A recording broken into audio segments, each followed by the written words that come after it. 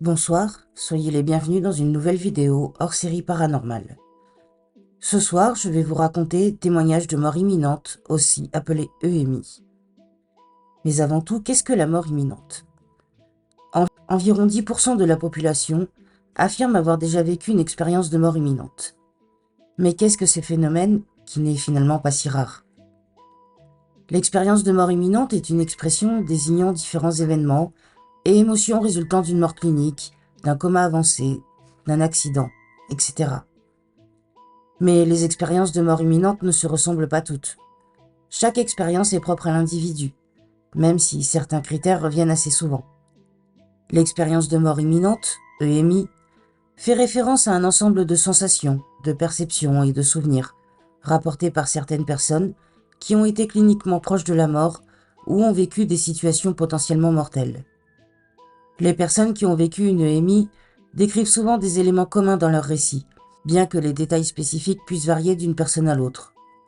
Ces éléments peuvent inclure sortie du corps. Les personnes rapportent souvent avoir la sensation de se détacher de leur corps physique et d'observer leur propre corps depuis une position extérieure. Voyage à travers un tunnel. Beaucoup décrivent avoir été attirés ou guidés à travers un tunnel sombre, avec une lumière vive et apaisante au bout du tunnel. Expérience de la lumière. À la fin du tunnel, les personnes rapportent souvent une expérience intense et lumineuse, qui peut être décrite comme une lumière blanche ou dorée, accompagnée d'une sensation de chaleur et de paix, présence d'êtres ou d'entités. Certains individus mentionnent la présence d'êtres spirituels, de proches décédés ou d'entités bienveillantes. Ils peuvent éprouver un sentiment de connexion, d'amour inconditionnel ou de compréhension profonde pendant cette expérience. Revue de vie. Certaines personnes disent avoir passé en revue leur vie, revivant des moments clés et éprouvant un sentiment d'évaluation de leurs actions et de leurs relations. Sentiment de bien-être et de sérénité. Les personnes qui ont vécu une EMI rapportent souvent un sentiment de paix, de joie, d'amour et de bien-être intense.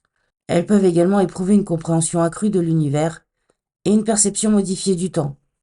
Il convient de noter que toutes les personnes proches de la mort ne vivent pas nécessairement une EMI, et que les expériences peuvent varier considérablement d'une personne à l'autre. Les chercheurs et les scientifiques continuent d'étudier ces expériences afin de mieux comprendre leur nature et leurs mécanismes, et différentes théories ont été proposées pour expliquer ces phénomènes, allant des explications neurologiques et psychologiques aux perspectives plus spirituelles et métaphysiques.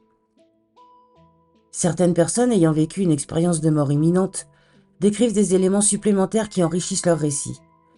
Voici quelques éléments fréquemment mentionnés. Rencontre avec des êtres décédés. Certains individus rapportent avoir rencontré des proches décédés ou des figures spirituelles importantes pour eux.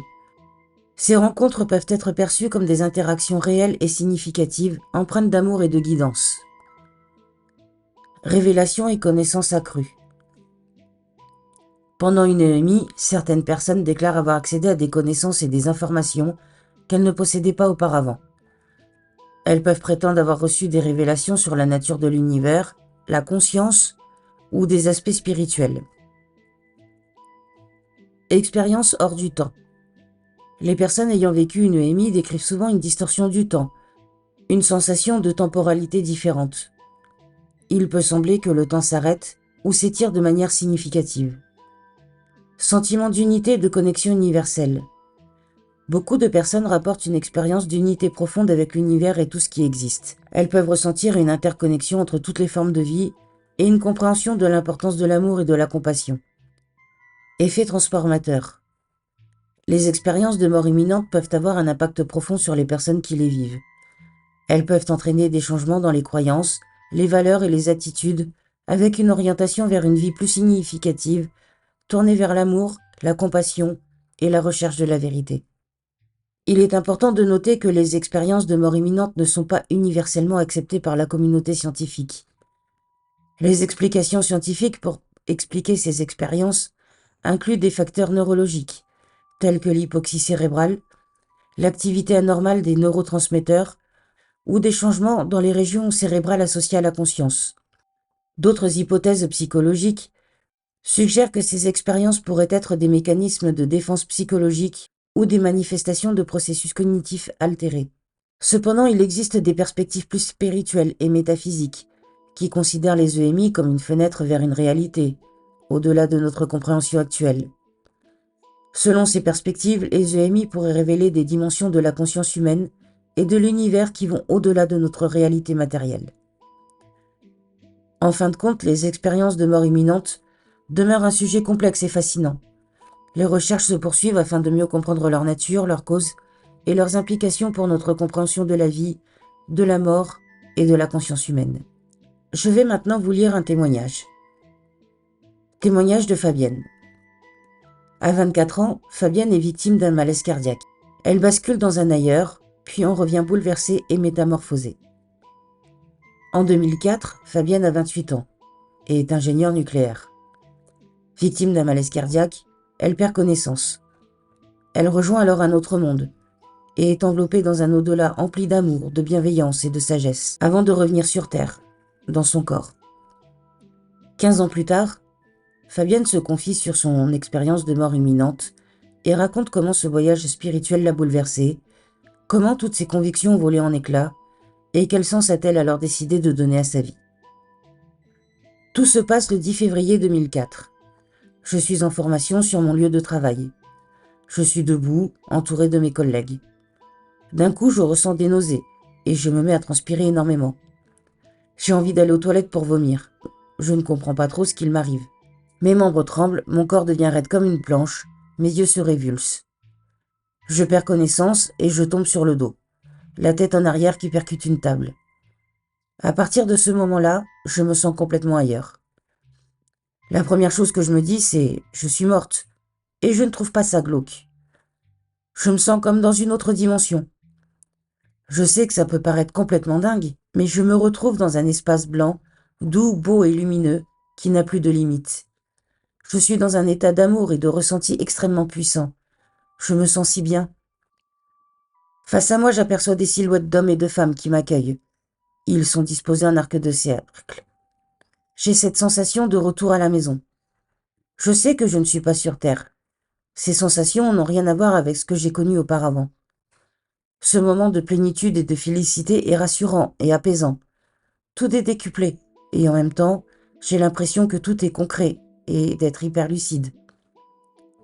Je me sens vivante, dans une réalité augmentée, beaucoup plus riche et puissante que celle qu'on vit au quotidien.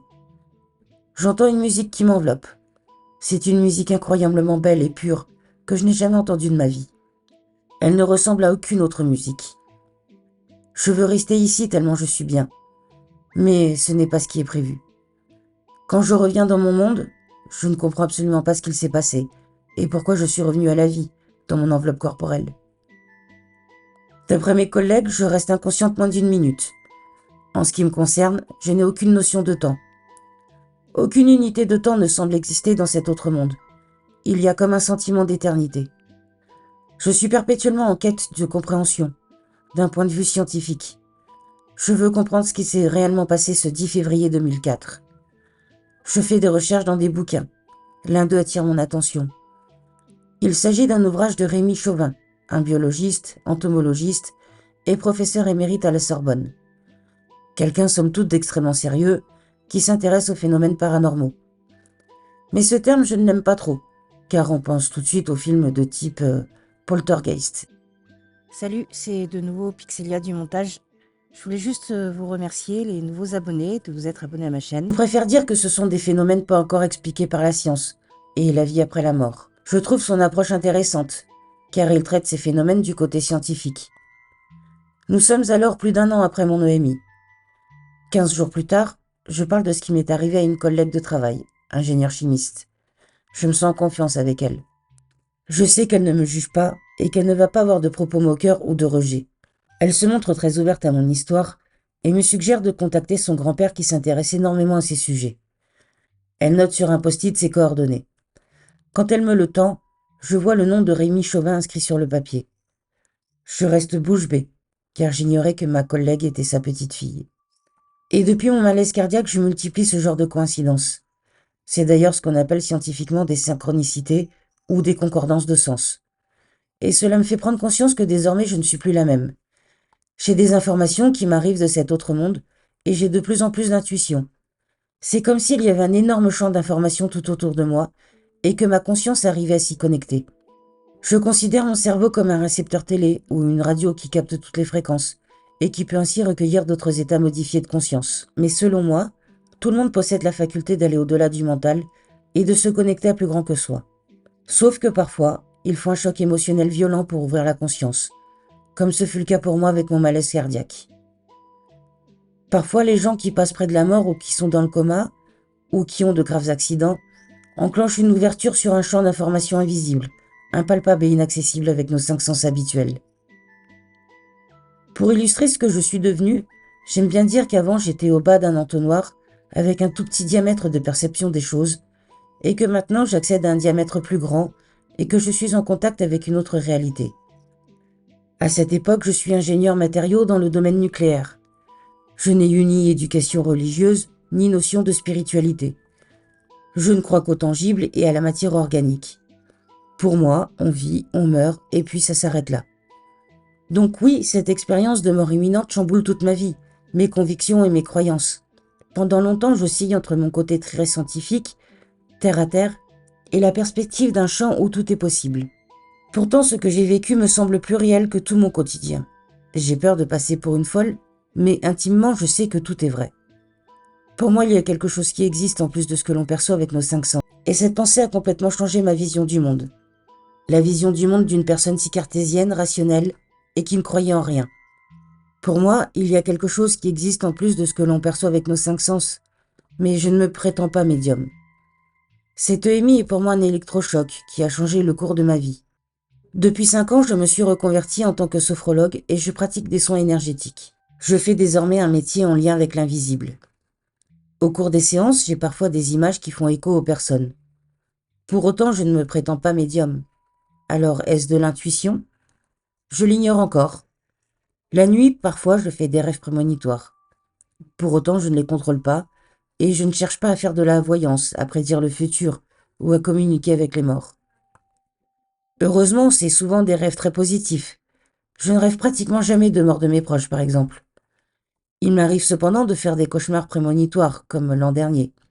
Je rêve d'une fusillade, 9 jours avant qu'une tuerie dans un lycée de Santa Fe au Texas, en mai 2018, se produise. Dans ce rêve, je suis une jeune femme, cachée sous une table située dans une salle de cours. J'ignore que je me trouve au Texas, mais je sais que je suis aux États-Unis et j'ai extrêmement peur. Dans l'embrasure de la porte se trouve un jeune homme armé d'un fusil. Il veut tuer tout le monde. À ce moment-là, je n'ai qu'une pensée. Devenir invisible pour ne pas me faire tuer. Je me réveille, je suis en nage. C'est assez effrayant d'être dans une autre réalité, car j'ai l'impression parfois de capter des informations avant que l'événement n'arrive et de ne pas pouvoir m'en servir pour empêcher certains drames. Et en même temps, je ne peux rien faire. Je ne peux pas aller voir la police et raconter mes rêves. Personne ne me prendrait au sérieux. Alors je me contente de les écrire chaque matin pour pouvoir les analyser. Il y a plein d'études sur les expériences de mort imminente aux États-Unis et au Canada, mais malheureusement très peu en France. Raymond Woody est le premier médecin psychiatre américain à mettre un nom sur ces expériences et à les étudier. Au fil de ses recherches, il se rend compte que n'importe qui peut vivre une EMI, et ce, indépendamment de la religion, la culture, l'âge, la profession, les croyances ou le lieu de résidence. Il n'y a pas de profil type. Je suis arrivée en une fraction de seconde dans un autre monde, un espace blanc, doux et lumineux. La plupart des personnes qui ont connu une EMI décrivent 3 étapes. Premièrement, une sortie de corps où la personne se voit flotter au-dessus de son corps. Deuxièmement, elles se sont inspirées dans un tunnel blanc et lumineux. Puis enfin, elle se retrouve dans un endroit immaculé où elle est accueillie par des défunts. Ces morts lui disent parfois « Ce n'est pas le moment, il faut redescendre sur Terre ». Et lui mettent une sorte de limite qu'il ne faut pas franchir. C'est un peu comme si on vivait une espèce de démonstration et d'aperçu de ce qu'il y aurait après la mort. Moi, je n'ai connu que la 3e étape. Je suis arrivée en une fraction de seconde dans un autre monde, un espace blanc doux et lumineux. Et le professeur Rémi Chaumin m'avait dit à l'époque « Mademoiselle, rassurez-vous, vous êtes des milliers de personnes à vivre ça. » Mais malheureusement, c'est quelque chose qui est peu étudié, surtout en France. Et en effet, vous n'imaginez pas le nombre de personnes, y compris de médecins, qui m'écrivent en me disant que ça leur était arrivé et qui n'en ont jamais osé parler. La France est le pays de Descartes. On est très rationnel et on a toujours besoin de preuves. Les phénomènes surnaturels sont souvent perçus comme du charlatanisme ou des hallucinations. On est beaucoup dans le jugement, on est souvent hyper fermé et on a toujours tendance à trouver des explications scientifiques pour balayer d'un revers de main ces phénomènes-là. Selon moi, on a besoin de sortir de ce dogme matérialiste et de placer le palpable au cœur de notre vie. Car on se rend compte que dans l'infiniment petit, tout n'est que vibration et énergie. Et ça, la physique quantique nous le prouve. Voilà, j'espère que cette vidéo vous a plu. N'hésitez pas à liker et à partager la vidéo. Laissez-moi un commentaire pour me dire ce que vous en avez pensé. N'hésitez pas à vous abonner si ce n'est pas déjà fait. Salut, c'est de nouveau Pixelia du montage. Je voulais juste vous remercier les nouveaux abonnés de vous être abonnés à ma chaîne. J'espère que mes vidéos vous plairont. Comme vous le remarquerez, il y a 2 playlists. Une playlist hors série paranormale qui traite de sujets paranormaux mais pas forcément en lien avec la seconde playlist qui sont les histoires paranormales de mes abonnés. Je tiens également à rappeler que mon espace commentaire est un espace bienveillant. J'accepte les critiques à condition qu'elles soient constructives et argumentées. Toute personne qui ne sera pas tolérante ou qui dira des choses que je n'accepte pas sera bannie de ma chaîne. Je ne cherche pas à comprendre, c'est comme ça chez moi, voilà. Encore une fois, merci, et je vous laisse avec la fin de la outro. Je vous fais de gros bisous et je vous dis à bientôt.